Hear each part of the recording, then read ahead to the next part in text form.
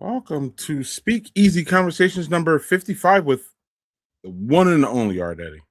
Yeah, double nickels, baby. And us two. That's Doug. I'm Greg. Yeah. And y'all should know us by now. Yeah, I would hope so. Doug, I know Doug's not drinking because Doug was sick this week. I am. I'm having one beer. I'm allowing one beer for myself. But you go. Well, I was wrong then. I stand corrected. So I have this beer, which is Cascade Brewing from Portland, defunct Cascade Brewing. Mm-hmm. No longer a thing. I know y'all gonna say it in the comments. It's fine. This is a sour, Doug, with cherries and rose petals. But the thing that is notable about this is that this was canned in April of 2021. Damn. How does it hold up? Let's see. It's it's barrel aged sour, so it should be okay. Should be okay.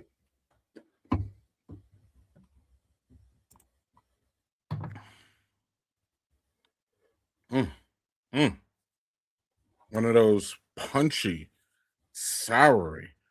Feel it here, Doug? You know those? Yeah. I don't know. It tastes great, actually, Doug. The cherries. If I'm gonna have a cherry beer, you know it has to be really soury and puckery. Yeah. This is it.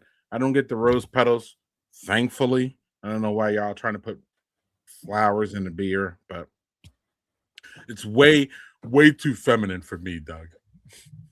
Way too feminine for you. Okay. Dumb joke. Yeah. Doug, please get me out of that dumb joke. That's okay. I'm going to do one beer. Like I said, I was lucky enough to get COVID for the second time. So my wife and I are both. So I am going to allow myself one beer because I want to have a beer with everybody. But I also don't want to drink too much because I want to kick this thing to the curb because I have kids coming home from college next week and I would like to be able to have them at my house. So I'm going to have one beer, but I'm going to go big. I'm going to go evil twins, even more Jesus. So I'm going to have one beer. This will get. Okay, so the boo was for COVID, not your kids, for the record. Okay, well, yeah, I hope it was for my kids. Jesus Christ.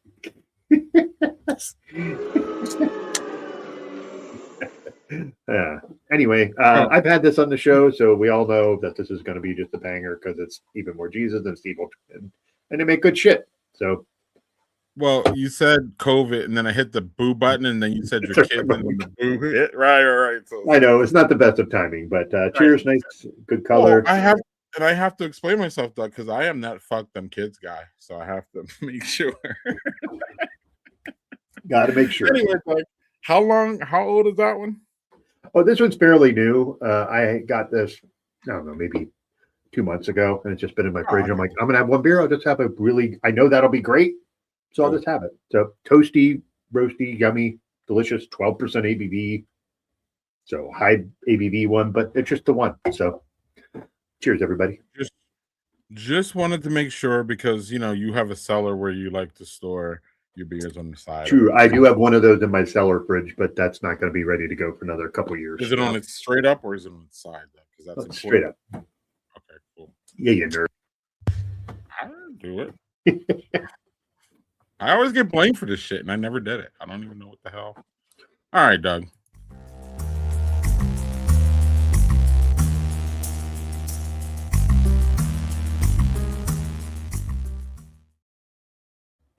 Doug, you had something you wanted to talk about. Do you remember? I do not. So do you have a graphic I, for it? I love when. Oh, wait. I remember. Sorry. Yeah, Because I pointed this out to you. You peaked.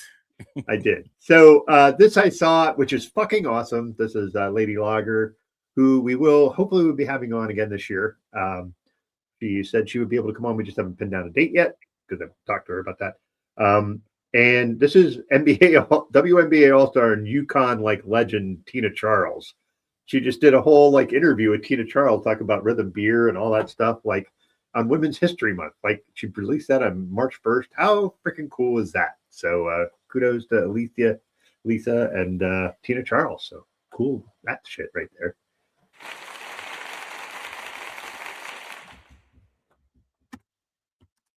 Yes, sir. I mean, her Rolodex is almost as wild as our guest Rolodex, right? Well, I don't know if he has a Rolodex though, like with all these people in that he interviews. Maybe we could ask him that. But I'm pretty sure Alicia has that Rolodex. Like she has people that she told us about Rick Ross and how and James Ingram, and just like we were like, right, whoa, Smokey Robinson, right, Smokey Robinson, just like Jesus. It's the people we know are so cool, dog. They're like adjacency to like cool people. It's just like, yo, we just know some people by famous associations. So yeah, that was right. That show was just fucking wild because her just talking about like, oh, I got invited to Smokey Robinson's golf tournament, and then there was James Ingram's thing, and I'm like, what are you doing to me? This is freaking awesome. Yeah, she's literally a fucking celebrity. So yeah, she's a superstar. Especially in the black beer world, she's absolutely bona fide celebrity status. So we're not even gonna. Right. We're just lucky we go to network these things and we don't like, give them the creepies, Doug. Like, Yeah, I mean, we were lucky when we talked to her and her husband at Barrel and Flow that last time. They were like, we just love being on your show. That was great. And I was like, all right, cool. Let's have you back on. We're cool. I maybe wouldn't go that far, but all right. Thank you, Victor. Much appreciated. I mean, it is a stretch. It's a stretch. All right, Doug. Well, without further ado, wait, why do we have 2 watchings down there? I don't know. I didn't put them up there. Somebody else did. Who the fuck would that be? That would be you. Because I didn't add them. I love how Doug slips out of blame for this shit. Hey, this time. A lot of times it's my fault. That one wasn't. This is true. True. All right, Doug. Well, without further ado, tonight's guest has spent over a decade. How long? Proving that fatherhood isn't just a stage, it's an art form. Look what I did there, Doug. Look at you. Little play on words. He sat across legends. Did you know he talked to Shaq?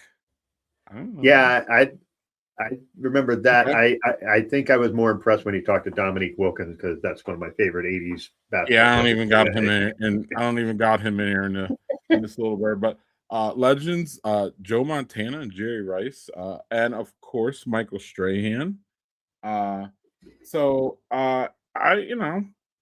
He asked one simple question to all these guys. How are you handling the dad life? From the grit of Tommy Trejo. Tommy Trejo. Yeah. Tommy Trejo. Sorry, Danny Trejo. Danny Trejo. Well, we know who Danny Trejo is. That guy's a fucking legend. So right.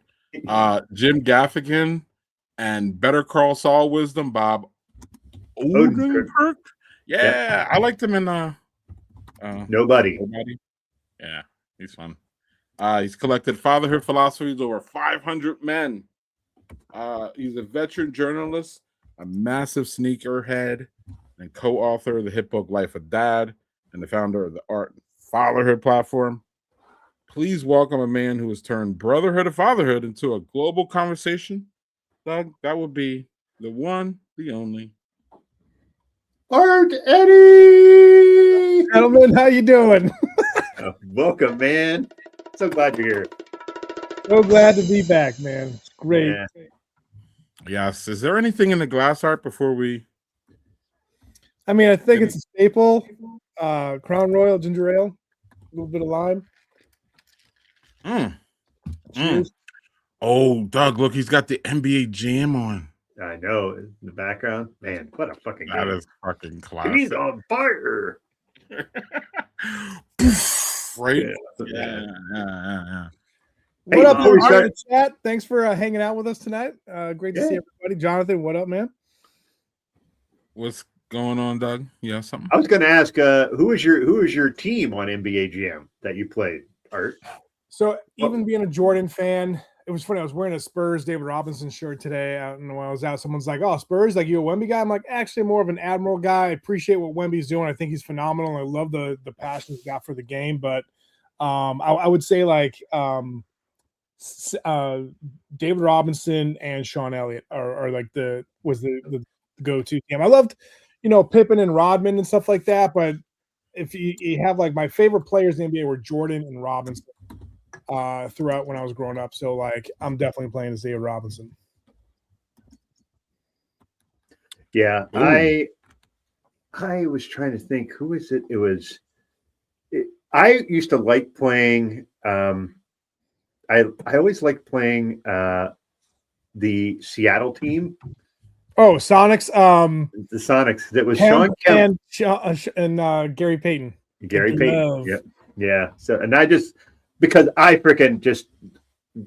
that was when Kemp was really early on, and he was just this fucking phenomenon. Victor. Oh man, just watching him play. No, they were great. Do you remember like there was like NBA Jam and NBA Jam Tournament Edition, and then there was NBA Hang Time. Like that one's got all three of them.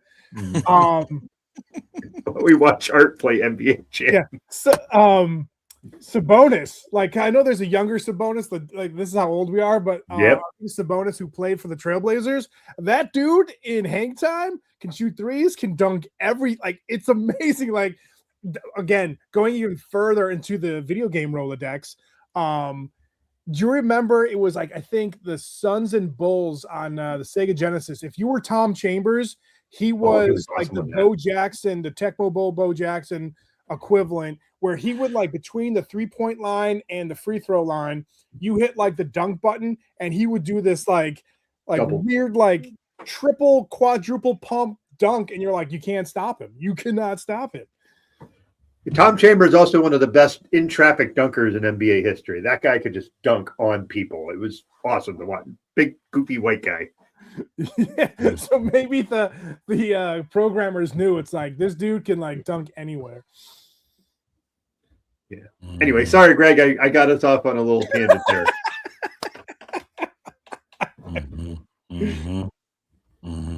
All right, do you just want to go play and we'll watch you? Yeah. So guys, I missed you guys. I haven't talked to you in a minute, so it's good chatting with you guys. Yeah, Tepper's here just to find out who you have interviewed lately. Champ Bailey was the most recent one I saw. Yeah. Greg had a little. So there's the true answer to that question. It's pre-game and post-game and before the game. I love it. Yeah, so I'm gonna stumble through the questions I have here, Victor, just so you know. You can see my squinting eyes, can't you? Not a 50 milligram seltzer, but hey. So, all right, you've interviewed everyone from Shaq to Tony Hawk, as we talked on the top. After hundreds of conversations, what's the one universal truth about fatherhood that seems to bridge the gap between us regular dads and Shaq and Tony Hawk? Presence, man. Like you got to be there. Like it's just give a shout out to James Lopez. Everybody love him in the dad community. Cool for dads. Originator with everything, like he's going through him and his family going through a tough time, but shout out to him, man. Love him so much. But he has always said like presence over presence, and that's the thing, man. You got to have it. And I remember like Shaq was years ago, we talked about father, but we talked about like the different, like he'll go to a store unannounced and just be like, oh, someone needs, like he'll buy like everything in the store that people are buying groceries, he'll buy. Like that's how much like he has a heart of gold. But if you listen to him, recently, like he's alone, like because he's doing everything and being on every show, selling every product and stuff like that. Like he said, like in an interview, like he lives in this mansion all by himself, and like his kids and family are kind of like when I heard that podcast, I was like, man, it sucks because like it was a different time when I interviewed him like years ago. And so I think sometimes we don't heed our own advice, but like presence is the key, man. Like Jonathan knows all the work that he's doing in this fatherhood community. He knows. So I'd say that's the biggest thing. And I say it a lot, but my guests say it a lot. In terms of time, you know, the days are long, but the years are short. Like I got my oldest getting ready to go to college, teaching my youngest how to drive, and then like, whew, it's like time goes by fast. I mean, you guys have kids that are like Doug, I know your kids are out and about. Greg, your kids are kind of like in the same boat that we're in right now. But like, it's whew, someone said like, you know, and if someone said to you when you first became a dad, like, hey man, enjoy this time because you only have 18 summers before that kid goes off to college. Like, oh, 18, it's like I'll take care of that, right? But it's like, yeah, man, it's so quick. And as you get older, I'm in my late 40s, and as I'm like, where the hell? Like, we're in March already in 2026. Granted, these like next 3 years, I'd love to go by really fast for certain parts of things, but I wanted to slow down on the family side, if that makes sense. But everything going on government wise, let's just move up. Can we maybe do like a minus plus type of thing where we keep the time going slow with our family, but like politically we move faster? Can we do that or no? Is that man like the movie Click where you'd have that fucking remote? Like Doug, you have something to follow up and stay away from the government stuff. No, I'm not going to touch that because I think we're all in agreement on how that nonsense is. I have all of my kids are adults, all of them. So my youngest one is 18. He's in trade school. He's fucking doing great with that. You know, I have another son who is 21, and then I have a daughter who's 21. And my son's a semi-professional gamer, and my other daughter just got accepted to grad school at Columbia, which is a big fucking deal. That's awesome. And she worked her ass off to get that. And I am super proud. I'm super proud of all my kids, like just for doing things the way they do. Like Columbia was a big deal. You know, and my oldest lives in Colorado. He's married and has a house. Like that's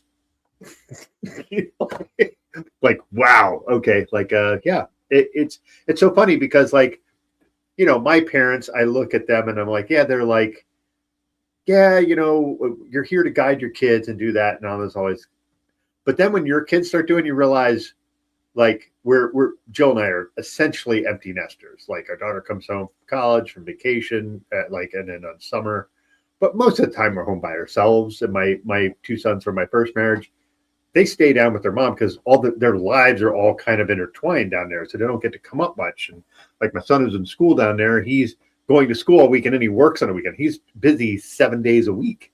So it's like, so I basically have to make time to go down. But man, it is just weird to be like, I'm in this mode where it's like, I miss all my kids, but I'm super proud that they're doing their own thing. Yeah. But man, do I miss the hell out of them. And sometimes it's tough. And I'm fortunate that I have a partner who is in the same boat and we're fucking great together. So it makes it much easier. I'm really lucky in that respect. Love it, man. Congrats on your kid's success. And Jonathan was saying like, you know, he's his first in college and second's gonna be on the way, and a lot of people are congratulating you, which I totally like I said, I did it earlier, but like it's crazy, man. Like besides like the Art of Fatherhood, like I teach a class at UNC, and I just, you know, we talk about like AI and all these other things, and I had one of the guys that was on my podcast, I had him, he's a film director, and we were talking about certain things in the industry, and he was telling my students like, if you're looking to get into commercial advertising, don't, because it's going to be all AI. He's like, full-length movies or short films or documentaries is where it's at right now. And to see like the kids navigate all of these different things. And I know every generation kind of has to deal with like what landmines are going through for jobs and where like what's the change and all that. But it's crazy how like certain things that AI like jobs are going to be like kind of obsolete depending on if you go with it, if you understand it, and how you can like navigate through that. So just hear the success that your kids are having, man.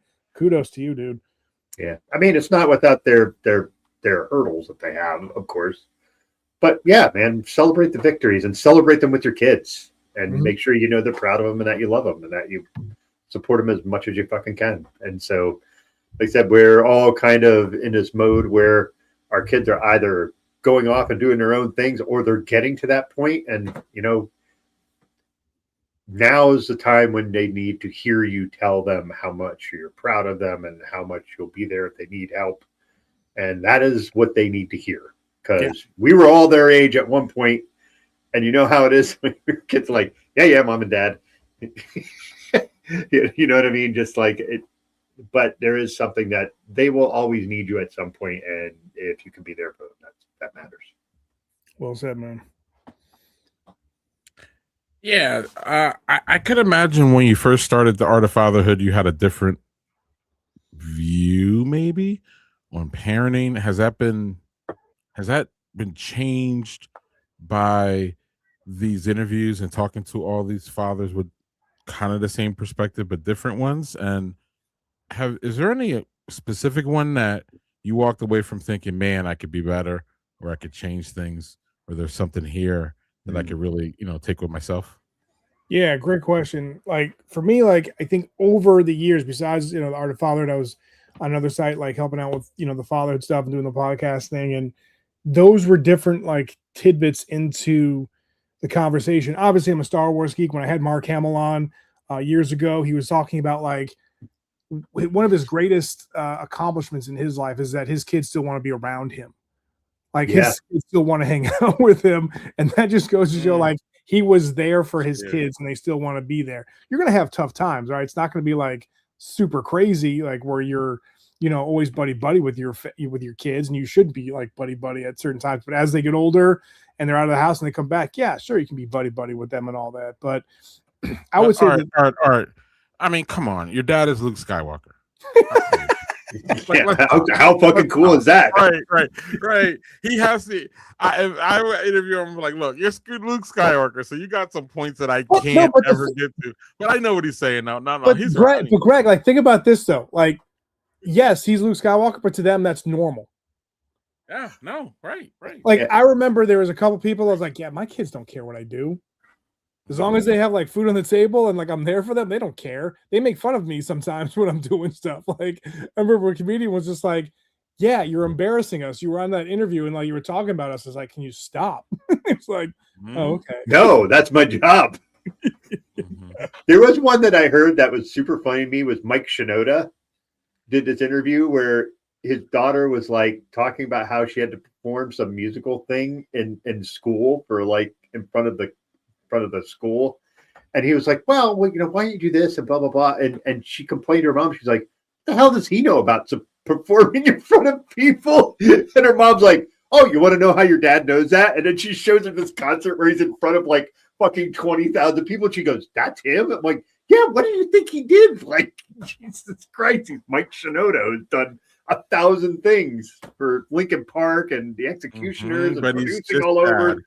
Yeah, but he's just dad to her, so she had no idea that he was like a performer and knew what he was talking about. So, yeah, but Greg, kind of like finishing off too. It's like just the idea of listening to your kids is one of the things I've been taking very seriously, and so I listen to them. I think one of the perspectives I have, like if they're having issues with their friends or certain things in a class ain't going well, or my oldest has a part-time job and she, just to, like, because I want to be a proud dad, she got employee of the year at the company that she works with. So that was like awesome. Right. And she works with kids. She works at a Y. And so like, there's like different zones, like different areas where the Y works with kids and stuff like that. And I was like, that's amazing. And it's just the idea of like listening to them and understanding what's going on. If they said like, they're having issues with their friends, be like, oh, don't worry. If they're really your friend, they wouldn't act this way. Like, they don't want to hear that. Like, they just want you to listen. So I think that's the biggest thing, is just like making sure that you're clocked in and you're listening to them. And I think that's built up. My wife and I, adhere to that. And I think we have a good, knock on wood relationship with our kids. So. Or Doug, do you have a follow up, or I have No, something? go ahead. Go ahead. You got it.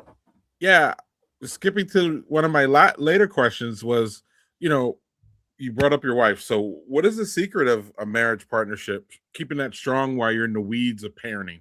This is something that you don't get anything on, and then when you're in the middle of it, you get respectfully some of the worst advice fucking ever. Actually, in my opinion, like guys don't help you. Your parents are lost. Like respectfully, you're like, yeah, that's great. That's not gonna fucking help. Sorry. Nope. So how do you not? What was your because again, your girls are getting up there too. So yeah, what was in the weeds? How do you stay strong? Communication. That's huge. And realize that anything is, don't make it sure that's like tit for tat. We're like, oh, you did this, so I have to do this. Like early on when we were dating in college, we realized we needed to still have our own identity. So like we kind of thought of like, all right, if we go on a date on Friday night, Saturday night, we're just hanging out with our friends. We don't have to see each other, and we'll see each other the next week, right? and we keep that kind of going on. Like she's got friends from, her like elementary school that they'll go out and like, one time a year or try to do it one time a year, but sometimes it's the other year just based on everybody's schedule and stuff. Like they'll go on a trip and stuff and do stuff. And so, I have friends around here that I became really good friends with, and we'll go to like NC State games. So like you have that time and those moments by yourself where you still have your own identity, but also communication, and realize like maybe some of the time, like 1 week it's going to be like 80% on you. And then the next week it's going to be 80% on her. So it's just like, it's a team. And I think communication is super key. And we've been married now for 22 years. So it's like, 22 years later this year, but like just the idea of like we've been lucky to kind of just be there for each other, and it sounds cheesy, but like we really care about each other. And I think the biggest thing is like making sure that we're there for each other. Me, okay, great. So I think that's all super important, and I agree wholeheartedly. I will also say that Amani, look at you, Amani. Congrats, man. Kudos to you and Keely. Awesome. Good for you guys. That's black love. Right there. For sure. Two great people too, by the way. I will say for us, what works is it's just a communication, like you said. It's constant, not constant, but like, it is like it's you got to keep very consistent communication. But the other thing is my wife and I prioritized each other, not over our kids, but we made sure that never, like, the kids never got over top of us. And that sounds sort of selfish, but the thing is like the kids see that, and what they see is like, oh, look how they go to bat for each other. Look how they're together. And 3 out of our 4 kids have said to us directly, I want someone to love me the way you guys love each other. Yes. And that was something that was one of my most proudest moments as a parent. Was that they saw our relationship, said, I want to emulate that because I see how you guys care for each other. Because we do. We very much care for each other, but they see that.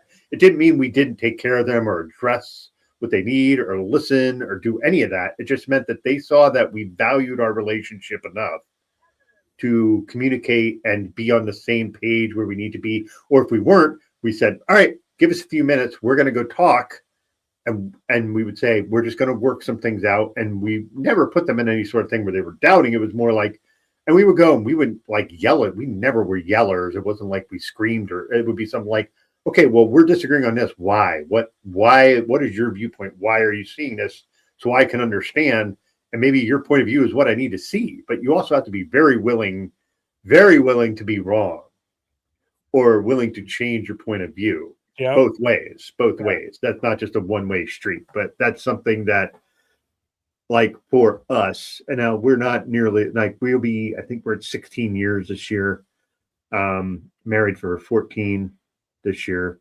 Nice. So, but we're just like, we're going to make this work because we both have fucking just terrible first marriage. So we were both like, we're doing it right this time. So like, but that's just how it worked for us. But I see people where they're like, they do the whole thing where, oh man, look at you guys. Just Jonathan, look at you go, man. Oh, nice. Daniel. Nice. Look at this. Look how good this is, man. So anyway, for me, that's just how it works with Jill. Like we're awesome together. She's my best friend. I spend almost all my time with her. I have things I do that don't involve her. Like I do this, I do 2 other shows. Like I have a part of a book club. I do D&D, but those are things that are different, that are little things that I do, but they're things that, because I'm an extrovert, my wife is not. So but she understands that, and she never gives me shit for it. She's like, oh, cool, just do that. And then I'll see you when you get home, or when, there's never any animosity on that, but that's because we understand each other like that. And communication, dude, you're right. All of that. Yeah. All that. No, like you mentioned what your kids said to you, like our daughters were talking about certain things, and my oldest and said kind of something similar, like, I hope I find someone that, in a relationship that you guys have too. And our youngest was like, yeah, heck yeah. So like that feels good, especially for me raising daughters. I want to make sure that I'm like showcasing a good male version of a relationship, right? So like, yeah, if that's who they happen to date, but it doesn't matter the gender, whoever they're dating, you want them to emulate a good, loving relationship, whatever it is, Yeah, I always say, like, I don't care who you end up with, as long as they love you and you love them and you care for each other the way you should be cared for and respected. Like, that's all you want, right? Like, I don't know. And I know it's only anecdotal evidence, but one of the things that the boomers love to say about us is that y'all aren't for commitment.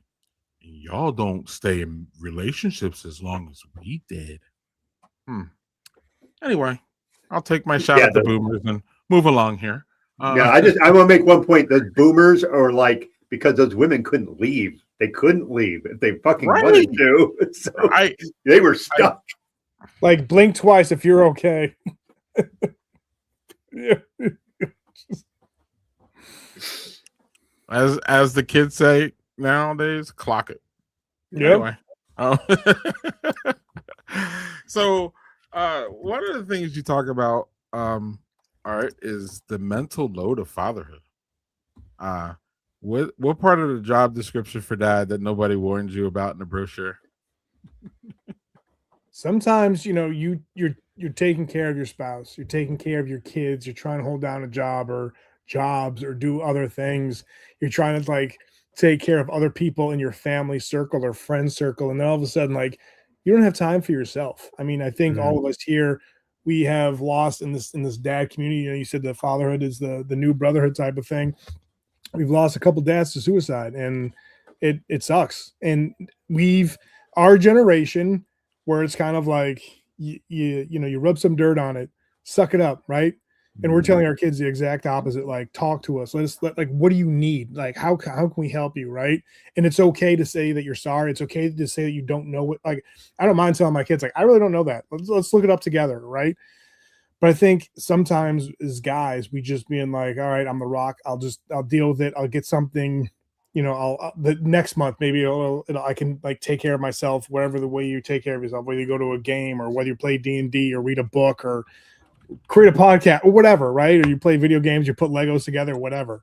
Sometimes we don't do that. Like, all right, I'll do that next weekend. There's certain times where I'm like, I really wanted to do that. And now that kind of football's gone, that was like my crutch, like watching football and stuff, where it was like fantasy football. I'm like, this is my jam. Now that football's gone, I was like, oh man, like talking to Champ Bailey, I'm like, oh man, do I miss football? But like that's just something where like I center myself, and that's just me time. I'm sitting on the couch watching Red Zone, keeping like what's going on with my fantasy team, who's hurt, and then all of a sudden I might be also doing some work on the side, which I'm kind of cheating with like my taking time like to chill. But it's just like, well, if I don't get this done, then my Monday is going to be even worse for me. But I think the biggest thing is the things that we carry that we don't ask for help with. It's like that the meme of like the guy coming up with like all the groceries. It's like, look what I can do. It's like after a while, those bags are going to break, and like someone might not be there to help you pick them up. Doug? Yeah. So I agree with you on all this, obviously, because we're all in the same group. But what's interesting to me is, and I've talked about this a few times, but like I was always the guy who thought I had to be strong so everybody else could kind of lean on me when they needed it, because I could handle all of it. I could handle that load. I could just always handle it. It's fine. Always, I was the workhorse. I was the dependable guy. even when I had my heart attack, I was more concerned about Jill can't see me because I'm in COVID protocols. She can't come to the hospital. I was more worried about her, and I had to get a fuck ton of work done in my heart, and I was worried about her. And that's not a bad thing, I don't think, because I honestly, it might be on your heart. Well, I mean, like me worrying about her wasn't a bad thing, but like it took me to go through all that and realize, oh, I can ask for help. I don't have to be that. But I can be that when I need to be, but I also don't have to be that all the fucking time. Like there's a time for that sort of stoic strength. There's a time for you to be like, I need fucking help. Yeah. Like whatever that help may be, whether it be emotional, physical, whatever. Like, I would always be, especially if it's physical labor, I'll just do it my fucking self. I got it. And then now I don't do that because I'm just like, I don't want to stress myself out to, have something happen. So I'm going to make sure I have help. Or if I was never a crier. I always held that shit in. I always held all that shit in fucking check because I was like, I can't be that person because people need to rely on me and see that I am dependable and I can be leaned on when times are tough. But times are tough for other folks, and times are tough for each of us. And we should be able to be like, all right, I need help. Like, it's a dumb example, but I don't know if you've seen the show The Pit. Yes. Yeah. Every episode I fucking cry. Every episode. There's something in every episode that just fucking gets me. And before I'd be like, I can't show that. And I would just sit there. The caretaker episode? Like where yes. So my youngest wants to be like get into the medical field. And so she and I will watch that. Like I think last week we were watching that together. And that part, man, woof. That part so got me where it was just like she felt bad because her mom fell into like the bushes and she's got like schizophrenia. The mom does, and she's like maybe like in her 70s, and the woman, the daughter, is like in her 40s, and it's just her. Everything is on her. Like, how do you do that? And in a year last year where we were taking care of my wife's dad and stuff like that, it was just like there is a thing is like caretakers pain, and like you need to make sure that you are finding ways to someone to take care of you when you're taking care of so many people. So yeah, The Pit, man, that show, I'm glad you brought that up. Like we just, like I said, we were watching that this week, and it's like, woof. And and like there was that one episode too. I don't know if it was in the same episode, but the dad, lost his wife, and so he's raising a daughter, and he didn't know too much about like someone going through their period and all that other stuff. Like, I don't know, is this okay? Like all these other things. So yeah, there's one in this season where the mother has terminal cancer and the dad is just trying to spin 80,000 plates with 2 kids. And just like she sees him just be like doing everything. And she's just like, I just want to stay in the hospital for a few days because I want to be able to give him a break where it's not just taking care of me all the time. Yeah. And just like the guilt she has of being terminally sick.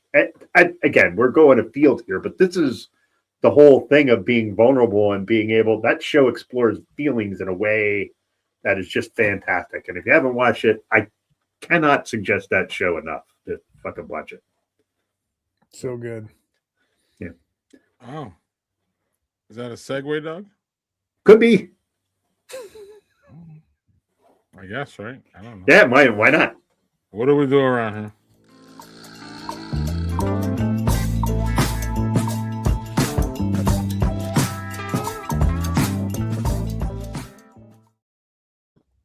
Doug loves he loves that. I love that transition music. Well, in the beginning, I said to you guys, like through the private channels, like at the beginning when the show started, I'm like, it sounds like an SWV concert. I'm digging it. Whoa, hold up. Max Crosby to the Ravens? Is that why? Woof! Is that why Lamar Jackson on his Twitter account went boom? Listen, they're still going to choke in the first game they play in the playoffs. Don't. Unfortunately. Stop it, y'all. Stop. Okay, you're a Browns fan, right? Listen, whatever fan I am or not does not disprove what I just fucking said. He's not wrong. He's not wrong. I didn't say that. I would love to see Lamar or Josh Allen make it to the promised land and win a Super Bowl. Like, that'd be great. Oh, me too. Greg doesn't Fuck want that. Lamar Jackson. Fuck Lamar Jackson, respectfully. Nah, fuck Drake May. That's the one I say. Fuck Drake May. Fuck him right now. I don't want them to have. I don't want them to have another fucking transformational QB. You had Tom Brady for fucking 17 years. Can we get off of Doug's obsession about Boston teams? Please stop. All right, we'll get that. We'll get there in a second. Maybe I'll go play in the Celtics right now in NBA Jam and just piss him off. Daniel, maybe that might be the Antoine Walker era. We spend too much time on Doug's fixation. Back to the Ravens real quick. Lamar Jackson, if he was on any other team besides the three in my division, I would absolutely love the guy. But he's not, so fuck him. It's really easy, actually. So anyway, I don't know. That's not it. Art, you love this. So yeah, quick, hold on. Dan, you were talking about the lanterns. I did see that. I'm a big Green Lantern fan. Like, love the Darkest Night. Comic book, graphic novel, whatever case may be. So I'm looking forward to that. Paradise, yeah, because we have Disney Plus. It was like a free, like the first season's free on Hulu / Disney Plus. So I started watching the first 2 episodes last night, and it was pretty good, really good. I definitely was enjoying that. And it goes back. It's almost like shot like Quentin Tarantino style, where it's like past forward, and you're like, wait, what's happening? So like, it's, I don't want to say anything, especially if Jonathan's like watching. Tatum is back. He's gonna start stoking the fires. Well, no, Doug already knows that because we were talking about that pre-game. We're talking about pre-show.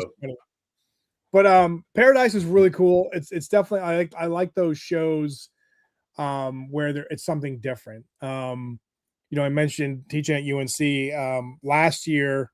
I interviewed this young gentleman he's like 25. He's a director of this movie called So Torn. It's on Netflix. Kind of like Choose Your Own Adventure. And his dad and him have a production company. And it was funny. Like, kids were coming into my class and we're testing out the Zoom. He's out in the West Coast, so it was like 5 a.m. for him since I teach a class at 8. And we're talking about something. He's like, dude, like, we talk about your interview. It's the first interview and only interview that me and my dad had, and like my family listens to it over and over again. I was like, that's awesome. So if you're looking for like a cool movie, check out So Torn. It's a really cool movie, and like that budget was like $400,000. The movie that he's working on now is going to be shot in Brazil, and it's like he's got a $15 million budget. So it's really cool to see like what he's doing. His name is Freddie McDonald. Check out So Torn. Just give a shout out to him. Another movie that I actually picked up the physical copy today was Predator Badlands. My youngest and I saw it in the theater. So damn good. I know people really don't care about these things, but like, I love the fact that like, I love the Predator movies. I love the Alien movies. I love the Alien versus Predator movies. My family and I dig them. And this one like still intertwines the Alien and Predator movies without giving anything like stupid away. Like, spoiler alerts, but like Predator Badlands, like you guys saw it, like it was cool. It was like from the Predator's perspective, and something that was like, the Predator always looked like he's the number one guy in charge and he's got the upper hand. This one was like, this dude is the runt of the Predator clan, and like he's got to prove himself, but there was comedy. Like I love this movie. What about you guys? Man, I thought this movie was fucking funny and great, and I love the fact that he was kind of the runt and kind of shit on by all of his family members and all that stuff. And they're just, like you said, there's humor in it. They had the Wayland Yutani stuff in there. Just like, I love the tie-ins. Just, I don't know. Greg, I think you liked this movie as well, didn't you? Or am I mistaken? It was a great movie. I'm not sure. movie. Yeah. I think it was the same director who did Prey. I think JHG just mentioned. So yeah. Dan Trachtenberg. Says it right at the top there. Yep. Prey. All right. So question for Art then. So how do you rank the Predator, just the Predator franchise? What do you rank the movies? Where's your ranking? Okay. With no like crossovers and stuff, I would say just the Predator movies. I don't want to be like a traditionalist and say like the Predator, the first one was like the best, but obviously that it's like the original Air Jordan, right? Like the Air Jordan 1, if it wasn't there, if Victor, if you know why his pregame maybe have his The pregame might have had a thing on that, but I would say for me, Predator. Then I would say Prey. Badlands, Predators with like when they go to the island, so to speak, with Walton Goggins and all that, and Danny Trejo and stuff, and then the Predators movie, like with man, what is her name? I'm blanking on her name. Olivia Munn, and then I love Danny Glover, the Predator, and like what's his name? What am I blanking on his name? Gary Busey, but like Predator 2, it was just like it was all right. Yeah, I think I'm with you, except I think Prey was the best one. I think Prey was fantastic. I think Prey was done. That's like my second one, and again, I give it nod to the first one because again, iconic moments and all that, like kids of the chopper, all that other stuff, and the pain don't hurt, or what was it? I ain't got time to bleed. I ain't got time to bleed. That was the one. You're bleeding. I ain't got time to bleed. Yeah. I got time to duck. Yeah. Yeah. So anyway, I agree with you, except I think Prey and the original Predator switch, and Badlands is like 2A, and so the original Predator and Badlands are like 2A and 2B for me. If that makes sense. And we all know Art is a sci-fi head, so this obviously is one that he can. You like this one, Art? This was amazing because, man, I know like we're all on the same side politically or the same thoughts. Like this is, woo! Like you look at this and you're like, this ain't far from where we are right now. Nope. For people who don't know, Alien Earth is kind of like a prequel before Alien, and you know the movie with Sigourney Weaver and aliens and all that other stuff. And you just see the different companies vying for technology, and it is done really well. And a lot of people think sometimes it's like tongue in cheek or there's certain pitfalls to it, but like, man, I freaking love this. I still have it recorded on a DVR with next to my Rolodex when I check to see who I can interview. I still have a DVR. So like just this whole scene, like if I ever want to come back to it, and I'm so excited that they're making a second one. And like with Dan Trachtenberg and other people that grew up in our generation that love these type of movies, they put so much love and care. Like you see Jon Favreau and Dave Filoni with Star Wars and all that. And people like kind of crap on Kathleen Kennedy, but Kathleen Kennedy was there with George Lucas from the start. So I appreciate what she's doing on certain things. But these shows right now, you can tell that people really love coming back to like just the lore of all these things. So like Alien Earth is just really cool. And it's a kind of a glimpse into our possible world if we don't kind of straighten up. I don't know. Maybe that's a stretch, but that's how I feel. No, it's like there's 6 oligarchical tech companies running the whole show. So yeah, I agree with you there. Yeah. All right. Well, I actually sat down and watched the movie. Art. I know it's wow. Actually, at home too. It's not. Wow. I love to go to the theaters, but at home I get distracted like a clown. And I ended up watching this one on HBO Max. This one is pretty interesting, and I thought it was really great. It really puts you in that dead of the winter. You almost feel like the chill. And it has a controversial ending. It has like 80s and it has 80s in the the Rotten Tomatoes, and then when you look in it, it basically says, I love the ending, I hate the ending, I love the ending. So when I saw that, I was like, oh, I love when people hate endings. I fucking love it. I want to find out why y'all hate the ending. So then, because normally I kind of like the endings that people hate, like the Sopranos one is the classic one. Everybody hated that shit, and I was like, this is the best thing ever. When it ended, I literally said, that's gonna fuck people up, and that is great.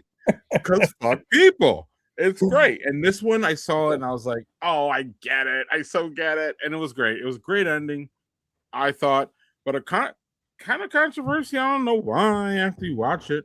I mean, but so check it out, y'all. HBO Max, about an hour and a half. So even fucking Doug will watch it because it's an Mhm. hour and a half and it's little time frame that he needs a movie to be in, or otherwise it's not great, right, Doug?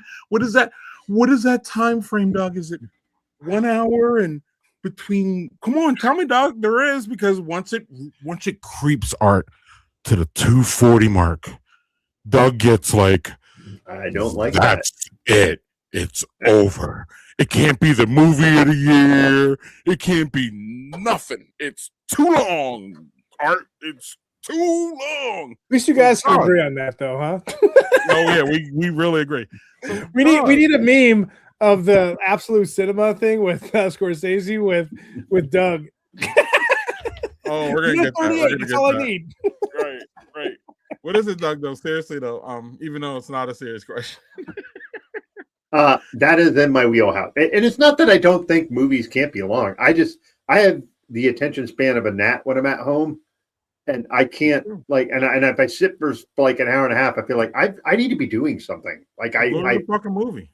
Yeah, and that's why when I go to the movies, like I saw that fucking One Battle After Another, that was 3 fucking hours long, and I sat and I watched that whole Here we thing. go again, for fuck's sakes. It says it's 2 hours long, 2.5 hours. Art. Anyway, Doug, can you just answer the fucking question? Here's the thing. How to trigger Doug. Talk about Boston sports teams. Talk about movies. No. Oh my God. Art wants I'm not going to talk about Boston sports teams anymore. That is verboten anymore. Acceptable. Listen, between an hour and a half and what? Where does it become unacceptable for you in your eyes? You're making it sound like I will not accept anything that's like more than an hour and a half, and that's nonsense. No. I'm asking you to define it. I'm literally asking you to define it. I would prefer it to be from an hour and a half to 2 hours long. I think that is a nice.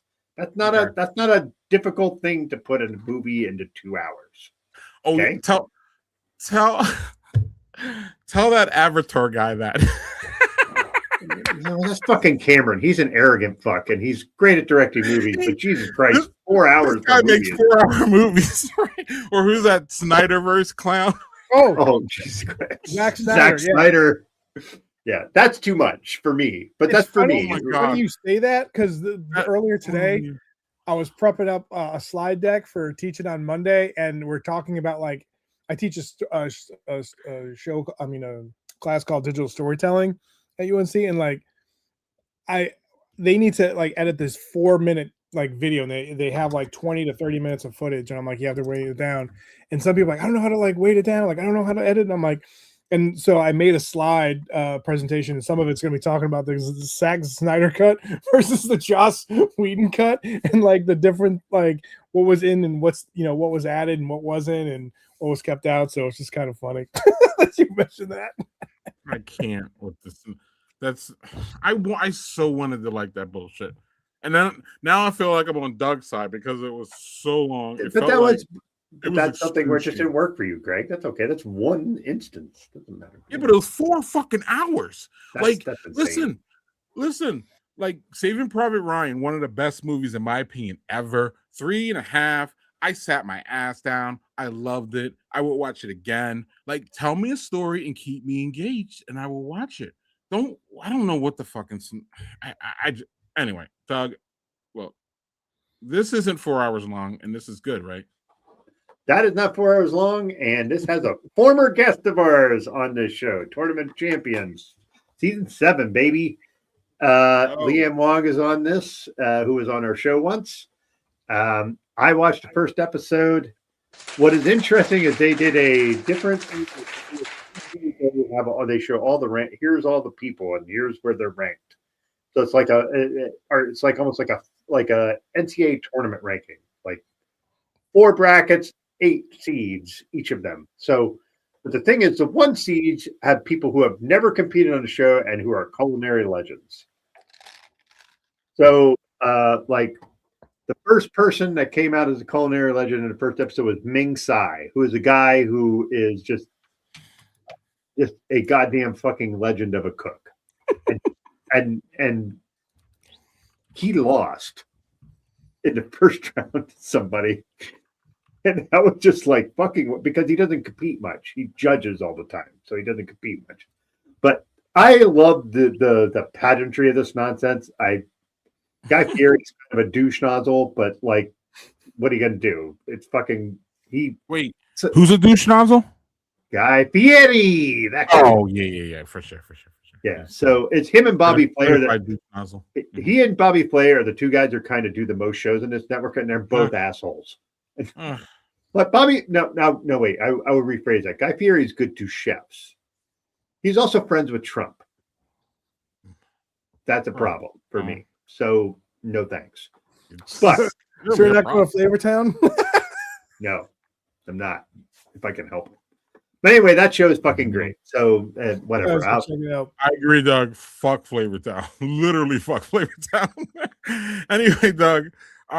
Apparently not fuck this though, right? This was amazing. I love Taylor Thomas's comedy. She is just really fucking funny. What's funny is she has a very similar sense of humor to my sister-in-law. Like, I don't know how to explain it. They kind of look a little bit alike too. And like, it's just really weird how they're similar in humor and all this stuff.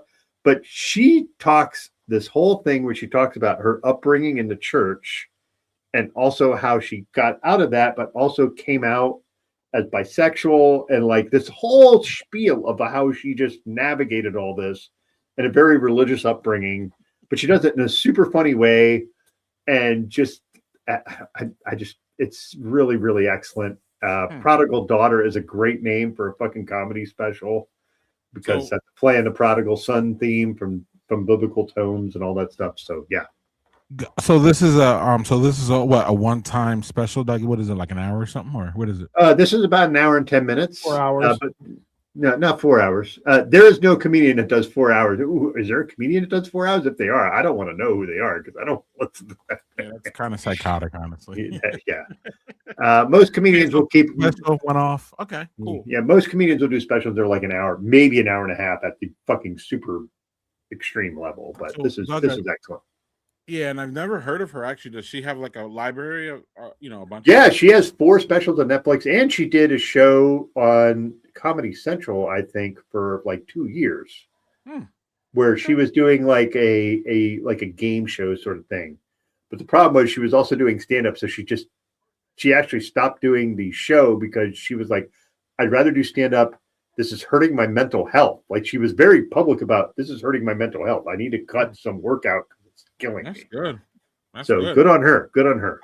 I like when people acknowledge that, like that's just a really good thing to have a communication. Like, look, this is not helping me, so I'm out. And people, a lot of people are like, why? You're an actor. That's the best thing in the world. Well, you try to go be an actor or, a comedian and see how you're going to like it, kind of like back to what Art and I was saying about, your dad is Luke Skywalker and they don't think it's fucking cool, but I think it's the coolest thing in the world. Right. So like, it's all about your perspective and, all that. And one of the things that Art, the reason, y'all want to talk about this? All I want to say is fuck Chris Hardwick, because he was publicly outed for being a serial sexual assaulter. So yeah, not good of him. Oh, that'll hurt. Yeah. One of the I don't even know how to segue out of that shit. Yeah, just move along. Let's go. Art, you know how to segue. Art knows how to segue. I'm gonna play NBA Jam, guys. Right. Art is probably the segue. Pull up that Charlotte Hornets turn before me, and like Art's like, dude, I ain't touching this one. So one of the things I'll try. One of the things that the reason for a little backstory for those who don't know, the reason we got to having a what are we watching thing is because Doug watches, like, in a span of a week, Doug will cover like 7 fucking genres, Art, of like different fucking shows, and he'll be like, damn, dude, I watched this. So I'm like, dude, why don't we just start a segment? So now in Doug like fashion, we have a reality show cook show, we have a comedy stand-up act, and we have this mess, which I know we're all well and good. Alone, season 11. Doug. Yeah, so this is not the season 11. What's going on with Alone? So this is not the season 11, folks, which is really funny that this is the image they have. This is yeah. So anyway, nice. Yeah, so we have not So Jill and I just started this today, but of course, because it's alone, we just ripped through like 5 episodes of it today, which is unusual for me because I'm not a binger. But what's interesting about this is 125 miles north of the Arctic Circle. This is the coldest environment they've ever put people in. Ooh. So it was released in 2024 for some reason. And Jill's like more into the show than I am. And she was like, I don't think I've seen this. So we started watching it. And of course we have our favorites. There's some. I always root for the women. I always root for the women too. There's 2 women on it. One of them is an indigenous woman. But she's Cree and she's 2 tribes, Cree something, and then but the area they're in is not the area that her indigenous tribe is from, because she's from Saskatchewan. So this is like super far north. The place they're in is 8 months out of the year they have snow.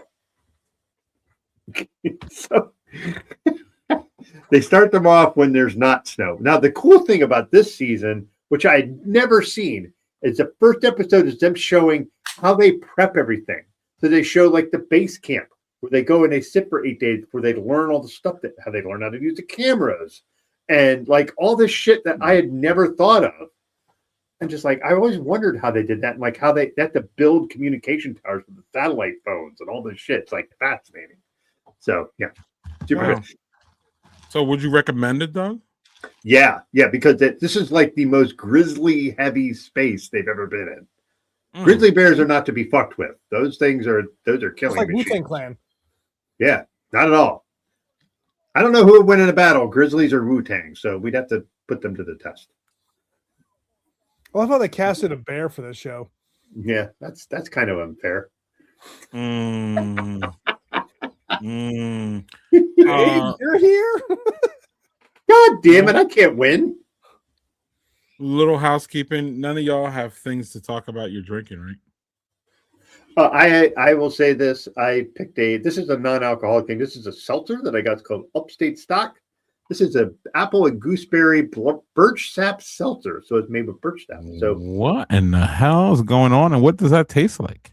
Tastes awesome. It's like a seltzer with like, it almost tastes like apple juice with seltzer. Like it's excellent. It's super tasty. So and hydrating. Do you know how much that costs? How much does one of those go for? I think $3 for 1 can. Maybe 2.5. My wife now. Yeah, well, probably now. Yeah. We did buy like a 12-pack with basically it was 4 cans of 3 different types. So this is one of them. This is excellent. So all right, Doug. Victor, it tastes like trees. Trees. From north of the Arctic Circle. There's the tie-in. There's the tie-in. All right, Doug.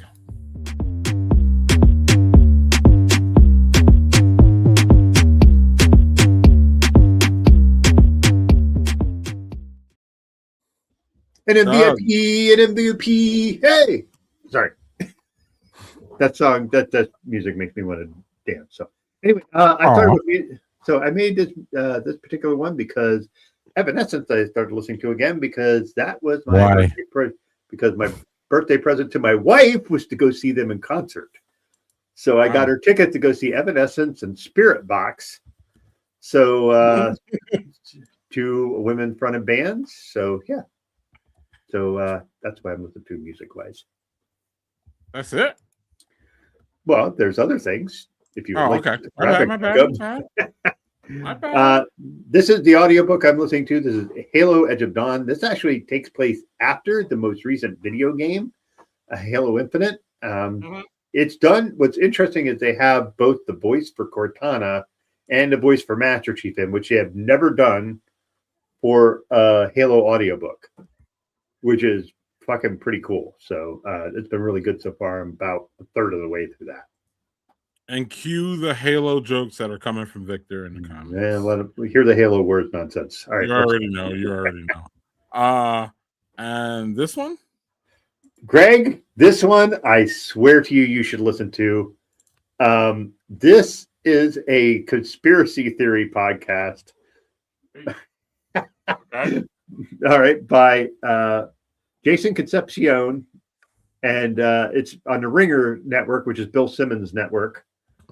But it is just, they talk about, the last one was like, they did one about AI and how that all works, and then they did one, the first one where they were talking about how surveillance state and ring cameras, and they were doing this thing where they were tying the movie Enemy of the State into the ring cameras and how it was way ahead of its time. It is super fascinating to listen to, because it's like they just put interesting people. They put Van Lathan in the last episode. Van is just, that guy is like, Art's probably aware of him because he is a super Marvel nerd.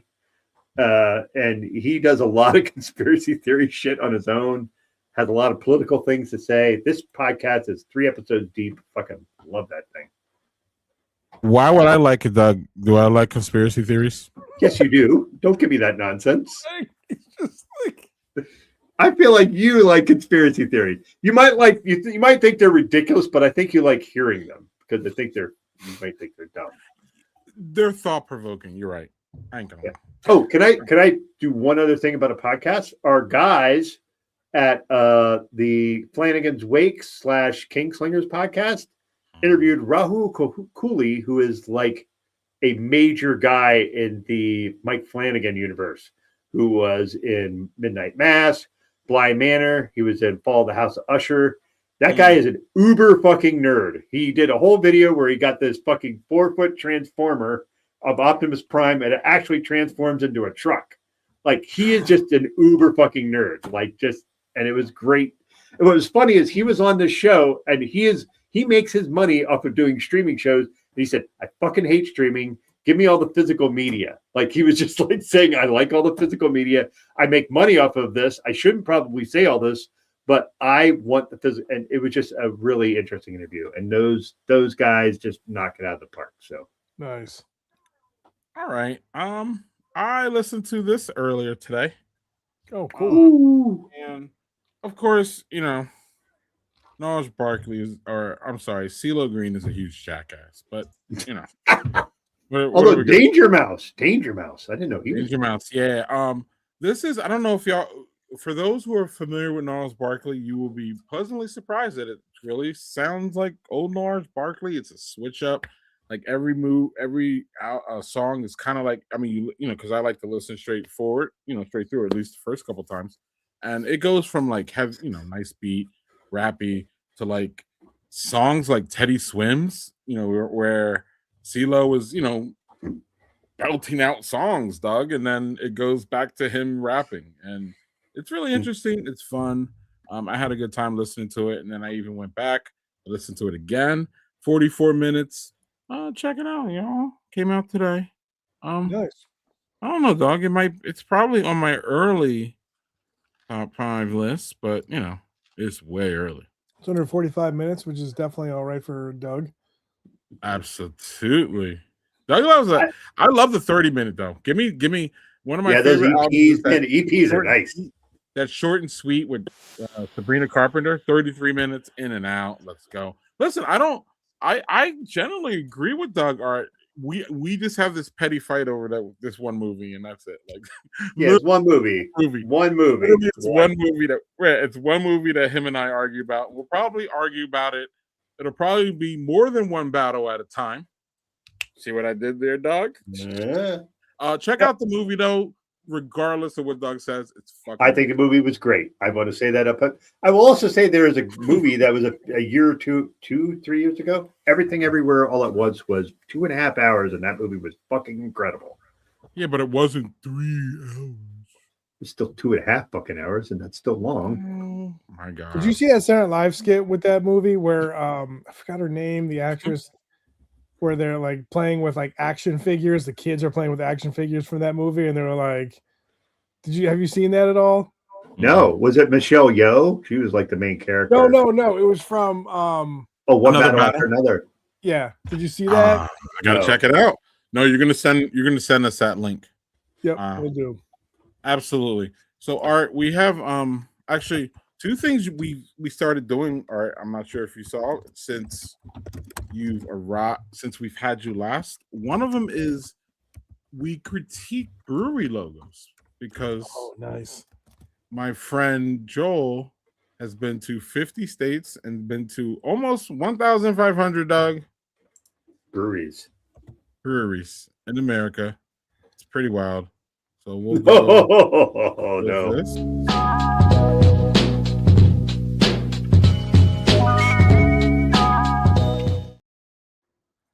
I need a new graphic. I gotta get rid of that. Is that Christian McCaffrey? No, that was Joel Geiger. I know. Is he permanently disabled? Then that would be Christian McCaffrey.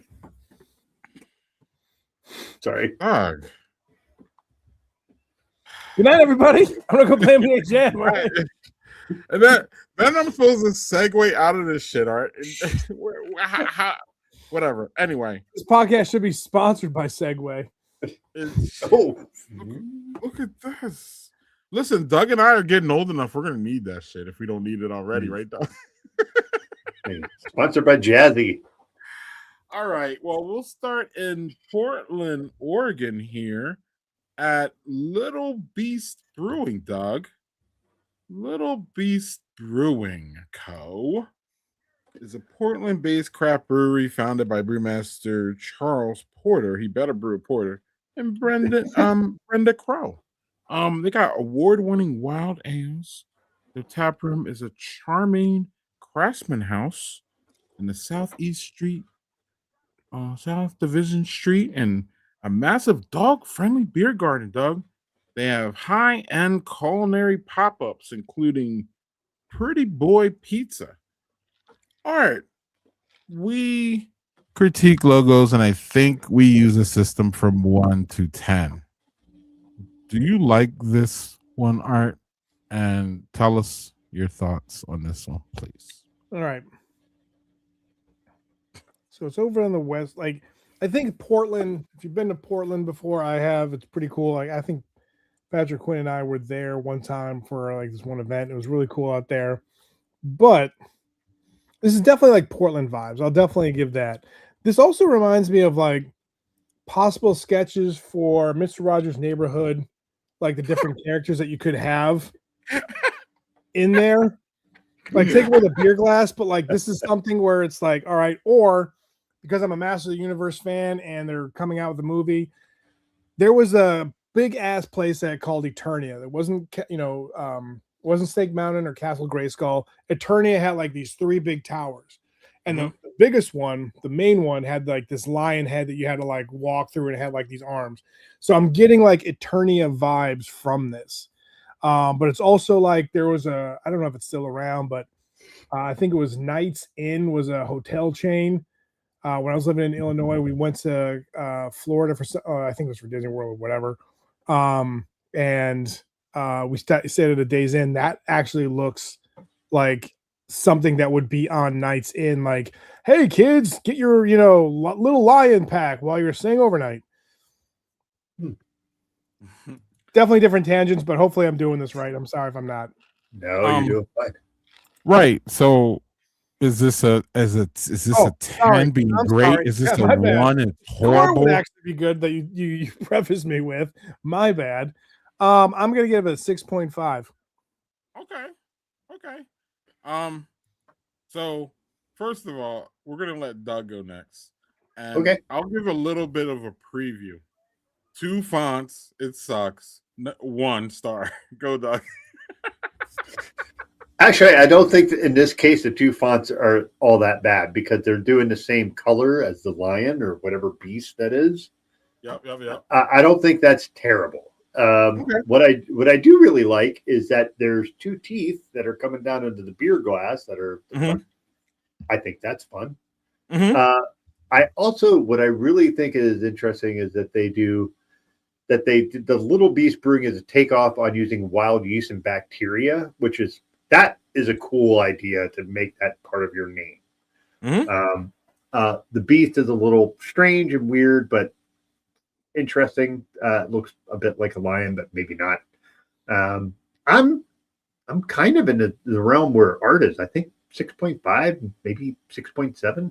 I don't think this is. Oh, terrible. God, like this is like the Price is Right. You're going up above me by 2 cents. Yeah, 6.51. How about that? Is that better? 1 cent over. Actual retail price is. No, I actually don't mind this at all. I actually like how big the font is for Little Beast and rare beer. I don't know why it's rare beer, but like at least it's the same color. Because it comes from a lion's mouth. Yeah, I guess. Is that a $1? wait? $1. So that's a one. Okay. So I like this more than y'all. Okay, Good. I thought you gave it a 1. No, that was somebody. That was Jerry, right, in the comments. $1. That's Jerry saying one. No, even before Doug went, I thought you thought like the 2 5. Like, yeah, I'm not happy. No, he was saying that he said I was going to shit all over it. And Oh, okay. Mm-hmm. So the history is that a lot of these logos use like 2 or 3 fonts, and like that's like usually the first thing that Doug goes in on hard is like, look at these fonts, it's atrocious, right? So then whenever I see 2 fonts, I'm always like on guard for Doug to go in, but Doug leaves options. I'm trying to evolve, Greg. I'm trying to be better. Well, that and sometimes the 2 ones work, right, Doug? Like there's times where it can, that contrast can work. You know what I'm saying? So I just want to say, like, I'm going to tie 2 things. Here's my segue. 2 things. One, you talked about James Cameron, and you also I thought the Saturday Night Live skit. Did you see the one when they're talking about the Avatar logo is papyrus with Ryan Gosling? Oh yes. I feel like Doug felt that skit in his bones. There you go. Yeah, that's what he meant. Yep. So great reference. We're just too stupid to recognize it. Sorry. Yeah, and sometimes real time we miss these comments in these real time things sometimes, right, Doug? Kind of nature of the beast. But so speaking of the beast, nature of this beast is I'm gonna give it an 8, guys. I really like it. I think it's just I think it's simple.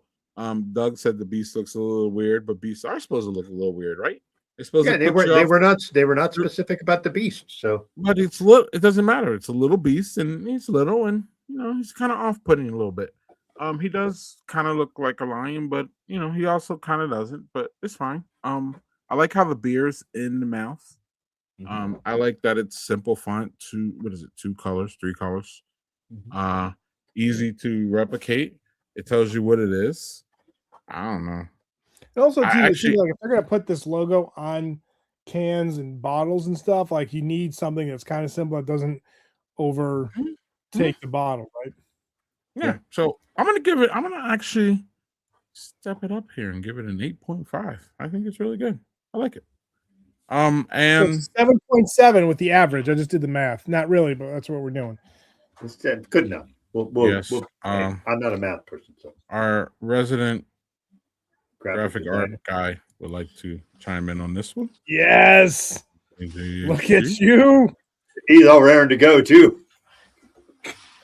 Let's hear it. I am with Greg on this. This is an 8.5 easily. Wow. And I say that because it's simple and to the point. It's using the fonts effectively. Let's talk about fonts.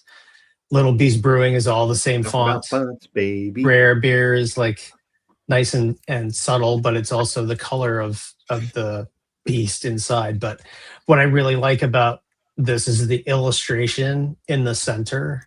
It speaks to being a dog, since it's a dog-friendly atmosphere.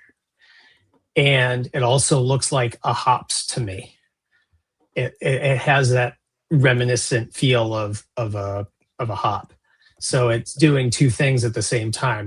It's very, very subtle, but it works that way. And the illustration is just so wonderfully simple. It's just simple curves and lines, but it looks complex at the same time. And yeah, the 2 colors. I mean, Greg hit most of these right off the bat. So All right. Well, there you go, y'all. Victor does 6 the old point. high school 6. Victor is. I think I'm giving it the high school style. All right. I still don't even know what that means, but I don't want to know. We're not going down that road. No. That's already done. Like It's the actually kids from a basketball thing. We're It's also from going to have LaMelo- enough. It's from LaMelo Ball. Look, we're going to have See, some what had happened generation. was, I know We're you going to have some know. Generation Z bullshit coming up. We'll talk about the Generation Weird Zers in a little bit because I don't know. Anyway, our guest gets to go first one on this one, which is interesting. Barlick Brewing Company. 2 fonts. Is a stubbornly independent Portland staple, founded in 2014, which is 12 years ago. And they focus on approachable, technical, flawless beers, welcoming neighborhood atmosphere. They got 3 locations, y'all. Hey, look at this. They're best known for dad beer. There you go. There you go. There you go. And a black IPA. Award-winning Dark Thoughts. Love that. Punk rock time. This place seems hip. Is this logo doing it for you, Art Eddy? All right. So, do you remember the Jamie Foxx show? Okay. We're going back a bit, but yes. Okay. Yes.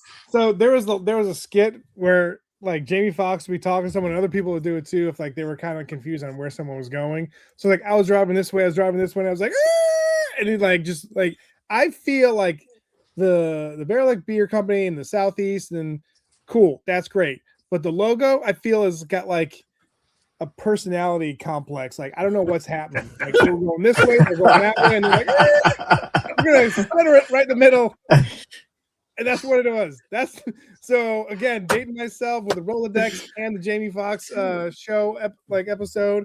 That's what the logo represents to me. I'm gonna give it just because of creativity and because everybody seems like they're very good graders here. I'll give it a 7.2. Doug, you went for second last time. So what are your thoughts on this bad boy? I actually like Barlick Beer Company as a name. I think that's a cool name. I don't mind the colors. The colors are pretty cool. And it's fairly simple. And so even though there's 2 fonts, the fonts aren't like contradicting each other or anything like that. That logo in the middle is a fucking mess. It's trying to look like it looks like it. So there's like the Habs in the NHL, like the C in the middle, like that they have for the hockey team, and then they're like, let's just put a bunch of lines in the middle of it and kind of make it really super confusing. And, like skating after the first period of an NHL game, right? Yeah, yeah. So maybe this is the idea of having heated rivalry involved with the logo. Sorry. So sorry, that was a bad joke, but I really honestly think the color combos are really good with this. I like that the logo is, I like the background's dark, and like the main name Barlick Beer Company is white. I really dig that, and the sort of yellow use of the rest of it is cool. I just think the middle logo is a little too confusing. So I'm gonna do a 7 on this. I think this is actually, if they figured out their middle logo a little more. My main gripe with things is when they just mix fonts weirdly, and if they don't have right color combinations. I think the color combinations are great and the fonts are fine. It's just the middle logo. If you wore a hat with this logo on it, nobody would understand what you were looking at. You know what I mean? So that's why I think 7.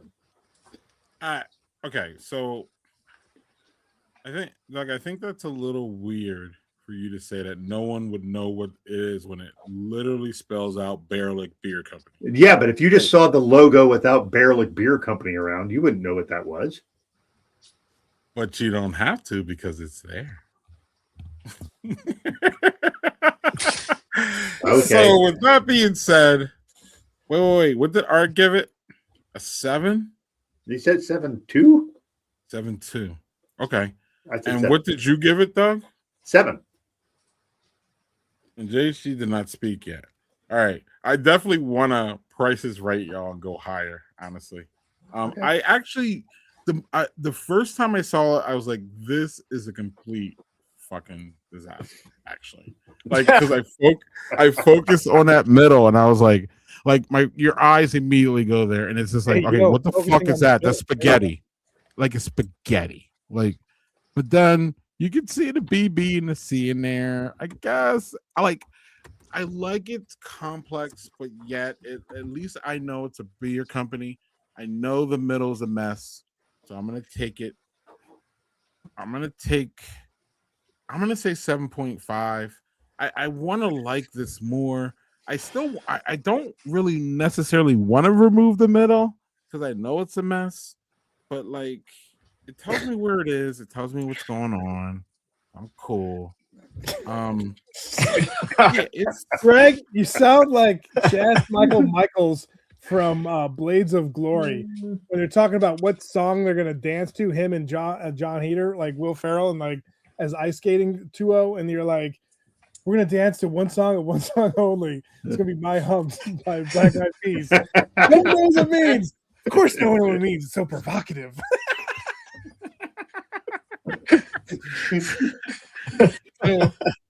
I mean, maybe that's why. Maybe, maybe. yeah, that's not a bad analogy there, JT. Yep. 7.3 just to go higher than Art. I love how right, Victor's like, it looks like the schematics of the Death Star. Oh my God. You know what? It's probably like when they're making the logo. When they're making the logo, they're like, "We need it. We need the logo quick." He's like, "Almost there." He's like, "No, we need it. We got to put it in the print." Like, almost there. Okay, no, we just got to go. Fine. All right, this is what you got. Honestly, if that had a BBC logo, that hat shirt combo would sell millions of copies. BBC. Oh. Oh my God. Especially since they kind of specialize in the black IPA, so why not, right? Yeah. Black eyed PAs. Sorry, that was a tried to say black eyed peas into it, but that didn't work. Kind of a dark. JHG, what's going on with this one? I'm so conflicted. Here. I want to like this more. We feel the conflict than I do. I want to know if they're both from Portland, right? Yep. Did they use the same designer? Did this guy and did this place and the other place use the same designer? Because this is almost the exact same layout. Or someone copied it because they want, like, which came first? Which logo came first? Little Beast came after, right? Because the first one's been around for 12 years. Mm-hmm. Yeah. What did you do? No, at the same time, right? 2014 for Bear Lake. It's like Brazzers Beer Company. Sorry. I'm curious. I'm really curious which came first, but I'm struggling so hard with the fact that they share the same structure. They're almost the exact same structure. The names are different and the color scheme is maybe it's important, different but similar. So I'm struggling with that. That's really throwing me off. That being said, Canva. I almost went Canva. They could both be, but okay. But if maybe the original branding of Bearlick was not that, and they updated it recently, I would be curious because Canva can do that kind of shit where people think they're using something original, and all it takes is the same structure to make it look the same. So I'll give you. So while we're here, before we get to your final, Jay.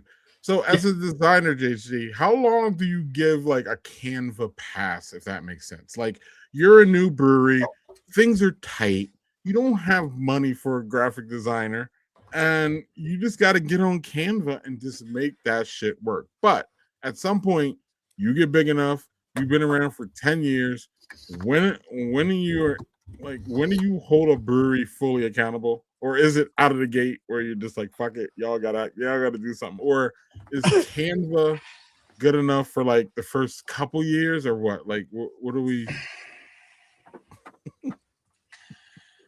Oh, The I don't want to comments go are on going nuts. I don't want to go on a Canva rant, but so Canva makes people think that they can design because it's prepackaged design, right? Correct. So But you got to do what you got to do, JHG. Come on, you got to make matters work. I totally get that. And I'm a brewer. I don't give a fuck. I want to make beer and I want to sell that shit, and I want people to drink it. Right. And I don't really give a fuck about it. Believe me, a lot of them, you know, if you're a struggling brewer that doesn't have the money or the funds to do it, and you need something quick, I get it. Do that. But if this is a brewery that's been around for 12 years, they've got the capital to be able to make a logo. So is Little Beast came after, maybe Little Beast stole somebody's thunder. When, JHG? 1 year, 2 years? How long is the you give a Canva pass? Because you said it's cool, I got it. Like, it really depends on how strong that logo is. It really depends on. So it could be a good one. It could be good. If you get the right person into Canva and they work on it, and they really, then great. Yeah, but it's not a good person. It's a guy who's brewing fucking beer. Okay. Greg, let me ask you. Oh, Greg, damn. I'm just curious. Listen, no, not in a bad way. It's not a good person for like to be sitting behind a machine designing shit, right? He needs to be designing beers and recipes, right? He doesn't need to be in front of this whole thing. And his wife usually gets stuck with this shit. I'm telling you, this is what happens, right? And then he goes on Canva trying to help her man out, and then we get this, man.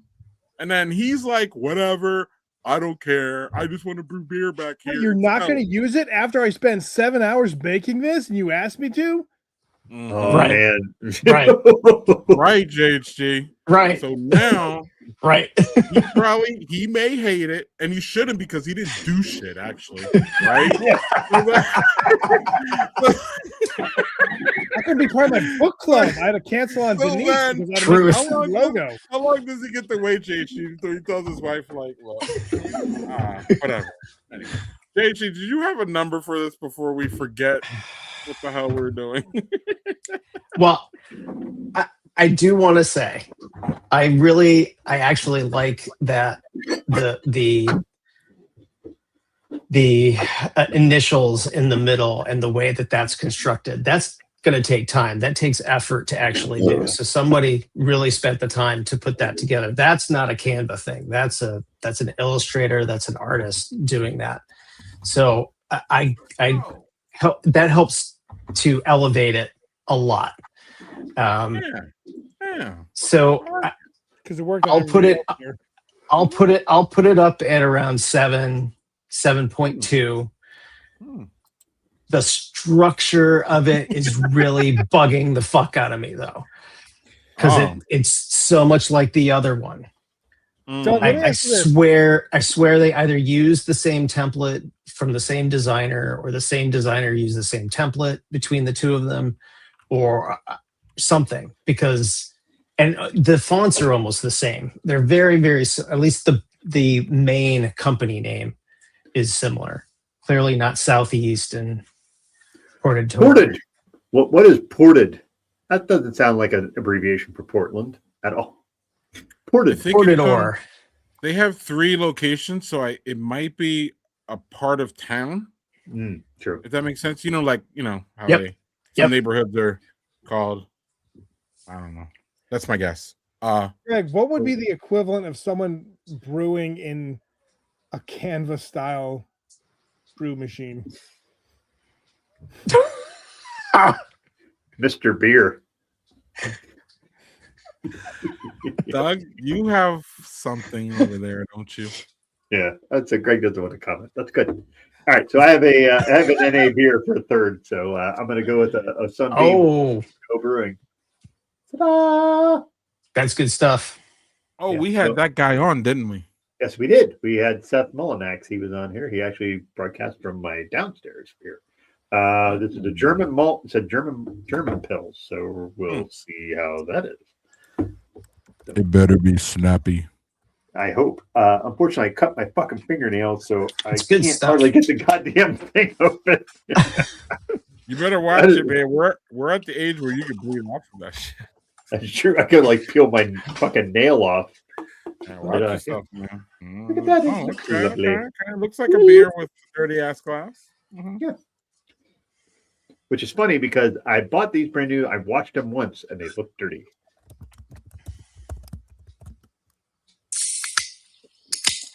All right, Gaelic Brewing, Baerlic. I like the I- name of that. I like the name a lot. It wasn't, Yeah. man. I warmed up on that one so hard when Joel first sent it to me. I was like, they're gonna kill That this. middle logo just fucked me up. I should be honest. We were actually kind of nice tonight. All right, it's been a rough road on Yeah. this segment, pretty much. Actually, Truth. It's been really rough. True. Truth. All of tore apart. I don't. All right, I can't even do Wisconsin logos anymore because y'all. Wow. Who the fuck is Galen Urso? From Rogue One, Star Wars reference. That BCC Oh. logo. Oh. Really? Also, notice he didn't say BBC. He said BCC. We can't do that. Doug, do you have tasty notes on that? And JHG, are you sticking around for the most confusing segment in the world? Sure. This is super tasty. Really, it's crispy and it's smooth. This is really a nice NA pills. And here's the thing: pills a lot of times do the NA ones are like they're like, hey, you know what? I can't add alcohol, so I'm just gonna make it fucking super fucking hoppy. And I don't like that. I like snappy, crispy pills, and this is fill in the bill. Really nice. Don't be a hop hater, Doug. Jesus Christ. It's just not my thing. It's just not my thing. For me, this is a good pill. You're almost treading in Brian Gordon land, it feels like. Oh, well, we'll have him on later this year too, so that'll be fun. At least it's not this one. Oh, it's this one. Yeah. I save all you IPA haters. They say shit on here, and then I save it. And then... Well, you save a lot of things. There's one I think I said like 4 years ago. It was I can't even remember. And I was like dumb or something. It was really bad. Doug. Oh, it was really really like a horrible person. And they were like, that kid has no friends. That was the one. I don't even remember the context of that one, and it was just like the dumbest thing. And I was like, you kept that for some dumb reason. That's not worse than fuck them kids. So I guess. Yeah. But anyway, let's bring on the fun stuff. Well, this could be worse. We'll see.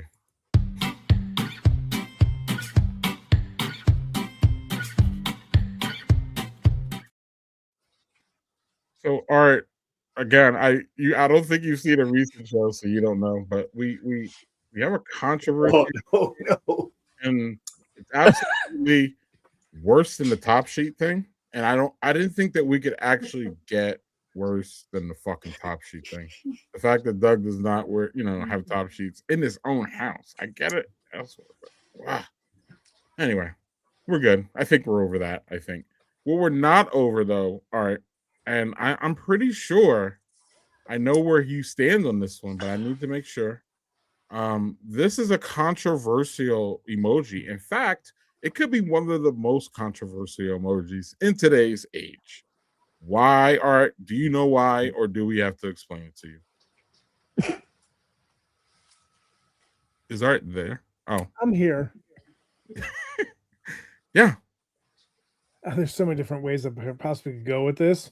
Oh, there is. So you sound informed, actually. This is good. But like again, I don't. There's certain things I don't want to like have me saying. I'm granted you have AI and people could have me saying whatever, but like I'm like, do I really want to? Well, so look, here we go. So basically, I'm going to break it down for you. Old people see it as an affirmation. I saw it, cool. Yeah. Like, great. Like, Or I got it. got it. Or I'm good. I'm pretty sure today in our pre-production thing, I sent something and you put a thumbs up to it, right? Pretty Yep. sure. Right. And I was like, okay, he got it. Right. Well, apparently to some younger people, this here is passive aggressive. It's patronizing. It's short-sighted. And it's what's the other word? What was the other word used? What is it when you just push someone off and you're just like dismissive? Yes, and reason for your ass to be blocked, Art. So, what side do you fall on? Do you fall on the it's fine and whatever, or are you upset when you see this applied to your message? So, just the thing, Victor was like, when you were asking where I was, he's like, Art was playing NBA Jam. Love it. Overall, this is probably make me sound like an old man on a hill, or yelling at a cloud, whatever, with my Rolodex. But I'm more of a talking, what we're doing right now. I'm totally cool with what we're doing. We see each other. We're having a face-to-face conversation. I'm more of a hey, let's talk it out. Not even texting, not even whatever, FaceTiming, cool. Having an actual phone conversation, I'm cool with meeting face-to-face. So for me, I'm anybody can interpret things so many different ways right now through a text, even without emojis, right? So we're all effed right now because there's so much miscommunication on what emojis mean, what someone says, you can't say that. There was someone, I think there was a meme of someone passing away in the family and a mom or a grandmother was doing the crying laugh emoji. And someone thought that that was the crying emoji, and they're so sad. And why are you laughing at so and so's death? And what do you mean? It's that means so. I think there's so many different things for interpretation where I'm just gonna call you. If it's really serious, that's fine. And if you get ticked off by someone giving you a thumbs up and it's passive aggressive, it's all right, maybe you should probably talk to that person face to face. That's super cool. Well, yeah. Okay. Not the answer you were expecting, huh? No, I love it. I love it. It's a great answer. Listen, you're an older guy, so I expected the Whoa. Because again, this shades to me, I feel it shades generational because I find it hard. I haven't found a person who's older than the age of 40 who doesn't say that is just an affirmation, thumbs up, blah, blah, blah, blah, blah. That's literally what we all say. Now, it gets tricky when you go 40 and younger because my boys are early 20s and they don't get the passive aggressive thing. They just know it's an affirmation. My son just gave me an affirmation this morning when I said I was cooking dinner, right? So it's not all of them, but it is a lot of them, right, Doug? My kids. And what's funny is two of my kids are oh, it's Doug. He's just but an ancient dude. They're okay, well, he's just old at doing that.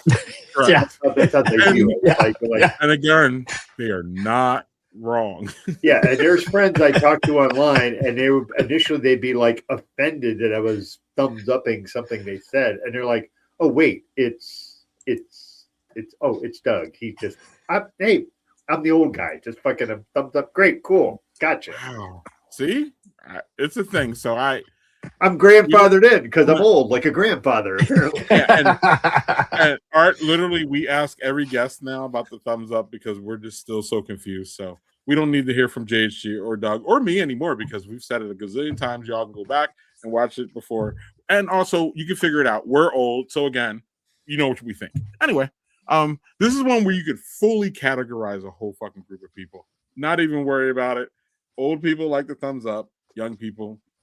What did you just do on a live stream? What? So I don't know how we can get this one wrong, but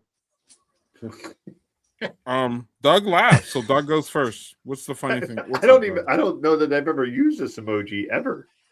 You don't ever use a sunglass guy emoji? Not with the fucking laughing face. I feel like I'm on vacation and I'm enjoying myself. That would be how I would look at that emoji. Well, Doug? See, Doug, you're seeing it big. When you look at it on your screen, it's super small, so you can't see the smile. So, but he's smiling though, Doug. This emoji is the universal sign for cool, Doug. But its use has evolved to some specific niches. Number one, it's the I got this look. It's frequently used when someone achieves a small victory or I got this. It's frequently used when someone achieves a small victory or handles a situation with ease.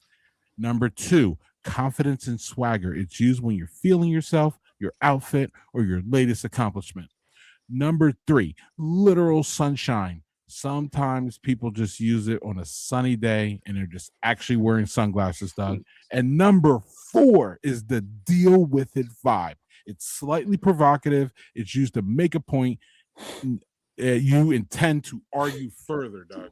So, yeah, see, now when I put it on my phone and I looked at it, it looked like, all right, cool. I'm cool. That's how it looked to me. But like, I never use this. I don't think I've ever used this emoji. All right. Art went through some things when I was talking about it.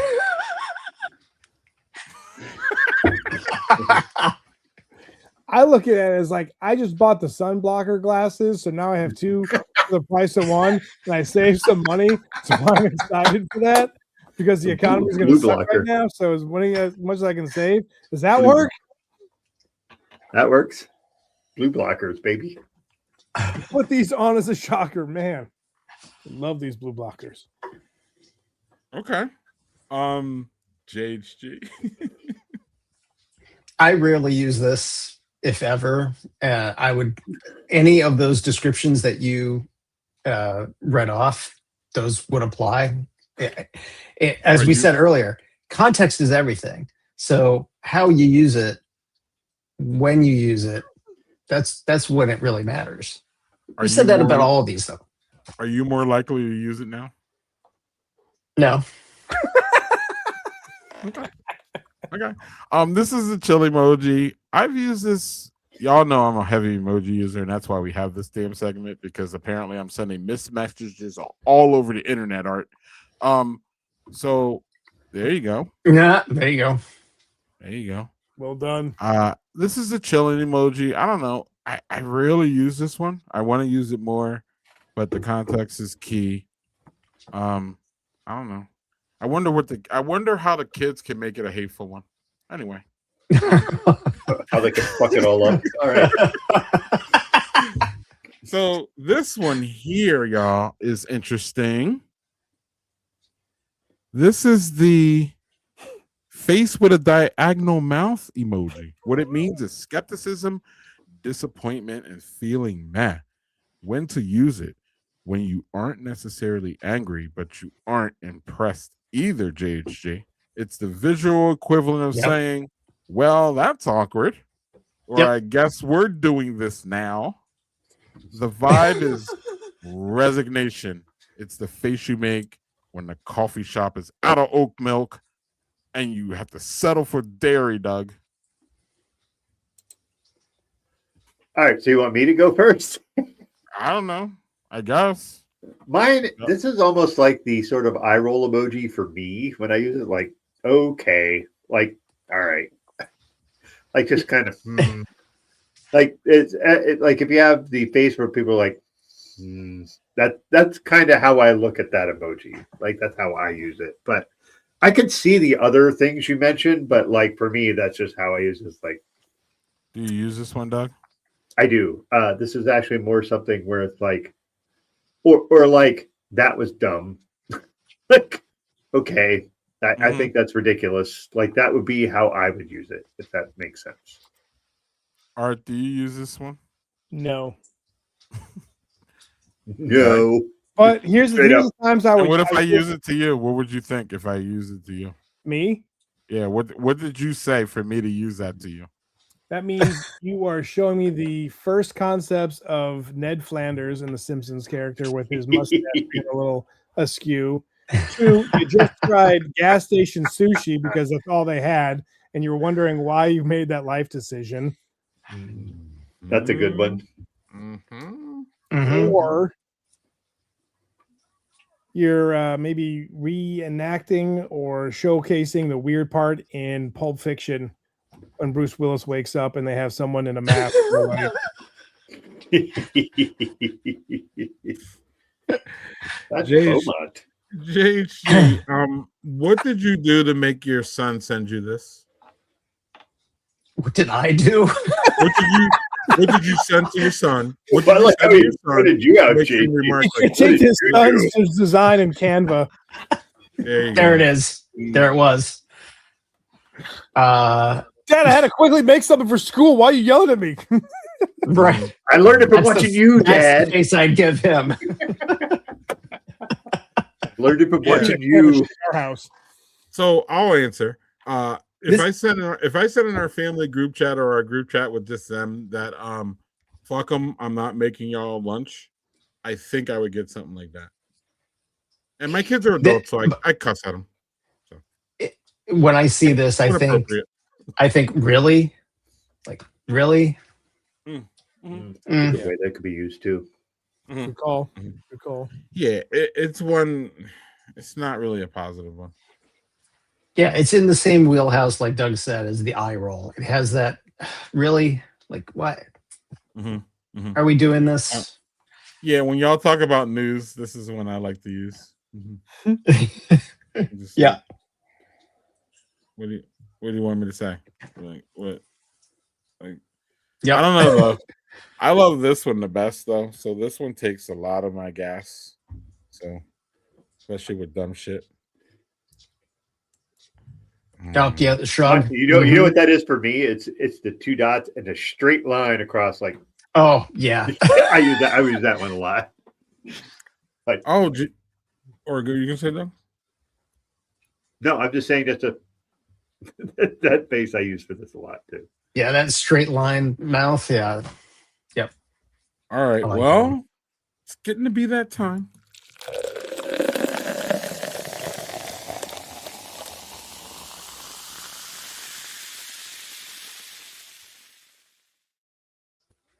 Well, Doug said he didn't drink, but then he outdrank everybody, and they included. No, I had one beer. I have one alcoholic drink. I One. said, and they included. I covered my ass. You just didn't want to hear that. Now let's go. What do you got, buddy? All right. So I had this nice pills from Go Brewing. This was the Sunbeam pills. This was pretty good. Really enjoyed that. I had Evil Twin More Jesus. This is always good because it's fucking excellent, but it's very high ABV. But that was the only thing I had with booze. And then I had this really excellent seltzer, which is a birch sap seltzer that had apple and gooseberry in it. Really cool logo too. I really like the label. Canva. That was the most interesting one to me tonight because I've had the Jesus. Thank you, Art. What was that comment? He called this camp. Wait. Say that again, Dan. Oh, he's being come on, man. All good. Everything was good. Yeah. No JHG. What did JC drinking? We didn't even hear what he's drinking. He's got some beer. He came in all late and Art, you can get a buzzer too, dude. You can get this buzzer. Let's go. JC, what did you have so we can get out of here? You're showing up late and holding up the whole show and Come on, man. Get your shit together. Right. Tell him, dog. We run a tight ship in this. Yeah, we run a real tight ship. Yeah. Oh, JG, you should have did the thumbs up, right? Because it's I'm about to. And look, right there you go. There's the play. Nuka-Cola. Aggressive and rude, and you deserve to be dropped for that, right, dog? Oh, Whoa. No, we got to play like the Generation Z people. Plus, he was here too long. You should have left after the design shit. What is he doing? I enjoy him hanging out. You left him in here. All Listen, I'm too nice to the whites, you know. Like I let y'all hang around. What do you mean, you people? You know. So of course, Doug, it took to the very last minute for me to get a white little dig in there, but you know, I did. It's part of the course, man. You're right about that. Let's let the whites out of the cage here. I didn't mean to. All right. So what were you drinking? Use my power. Apparently, I was racist. So, I get a 0. Always a good draw. Art, save me from my racistness. All right, what I'm going to do is instead of showing what I'm drinking, I'm going to open up a pack of 1989 Pro Set football cards. Damn. We got. Let's do it, baby. Super Bowl 20. Wow. Greg Bell. Oh my goodness. Alonzo Highsmith. Oh, look, it's a Barry no, it's not Barry Sanders, it's Barry James. Stephon Page from the Chiefs. Okay. Alfred Anderson from the Vikings. Look at that. Jeff Bostic from the Commanders, former team. Oh, sweet. Here we go. We got a good one. Marcus Allen, Raiders. Nice. Vesti Jackson. Oh, Jerome Brown, one of the best. Yep. Dan Mills. Dan Mills was excellent too. The kicker, Gary Dan Mills Anderson, but the running back, Gary Anderson. Jesus.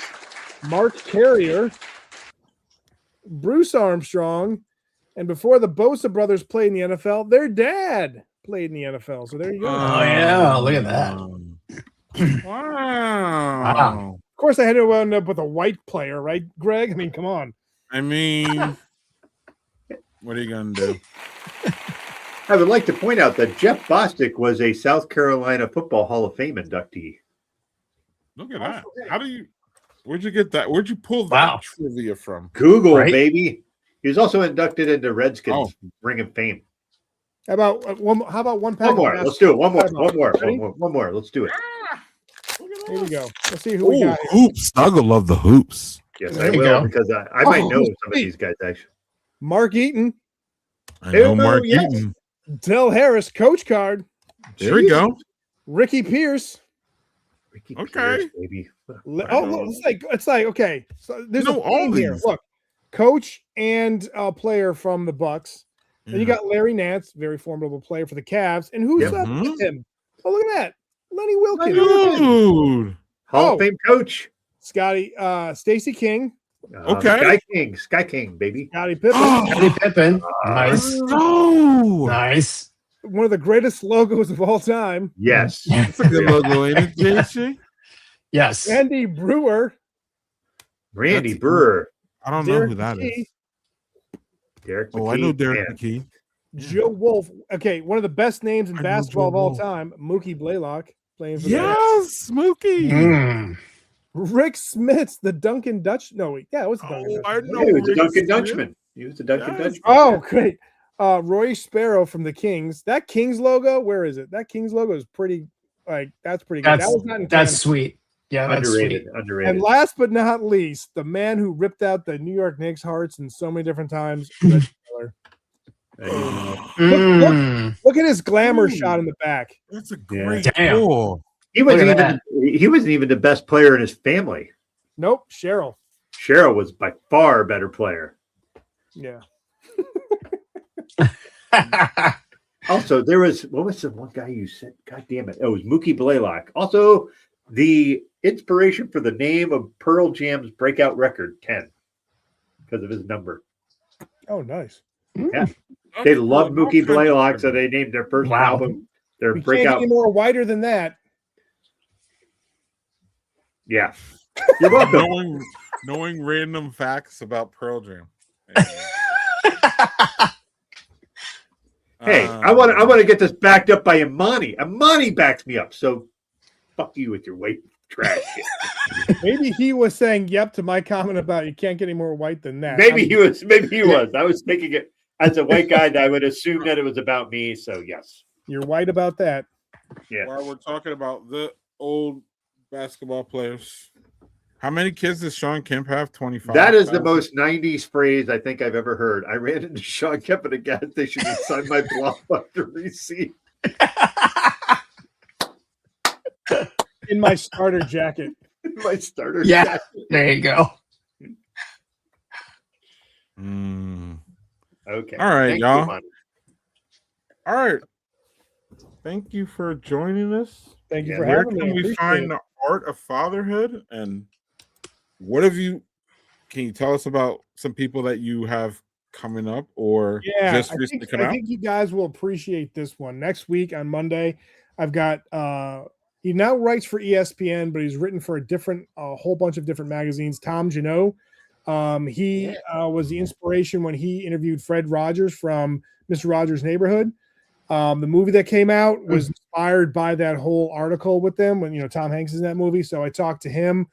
He wrote a book about fatherhood and trying to get out of his father's shadow, who was like very kind of like dominating the whole family and all that stuff. It was a good book, and it comes out this month, so definitely check that out. So Tom Janot, and then soon I'm going to have an interview with speaking of like Predator and all that other stuff and Aliens, Alec Gillis. He's a FX person who creates like Yeah. ops and stuff like that.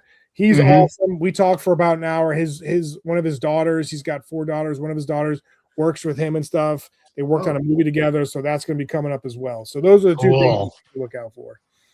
Nice. Very nice. Nice. And next week, I'm pretty sure we have this guy. Nice. What, Doug? No, What? I just was like, I am so Awesome. bad about checking who we have on next week. So I was like, who do we have on next week? And I'm like, I should know all this because I'm part of the fucking show and I never check. Now you're making me double check because I question myself. Oh, but I'm pretty sure. Oh no. I got No. Victor's in 2 weeks, y'all. Next week we have March Madness with Manny. Oh, March Manny Madness. Boy. Nice. So that's Doug and Manny, and well, I'll be here. And until then, Harry Porter. Oh, dude. Pack? There's another pack too. Let's see if there's anybody. Oh, like Larry Brown. Twice. Yeah. I'm in an earlier pack too. Oh, sweet. Larry Brown's a Hall of Famer. Oh Curse my Rambus. Oh my God. Wow. Phoenix Rambus. Oh my God. Dana Barros. Dana Barros. Oh, sweet. Last one. I know that one of the. Oh, Nice. dude, you're pulling them all out. I mean, not them all, but Yeah. Hey, where's emoji for that? Hey now. Eggplant. No, it's this one, right? This one. I'm cool. Right. Sure. That's when you use that's emoji when you get out of your timeshare. Mm-hmm. I was gonna say sell a boat. You know what I mean? Or you're posting your dating profile with a fish.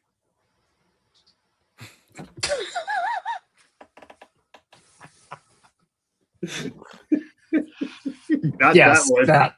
Yep.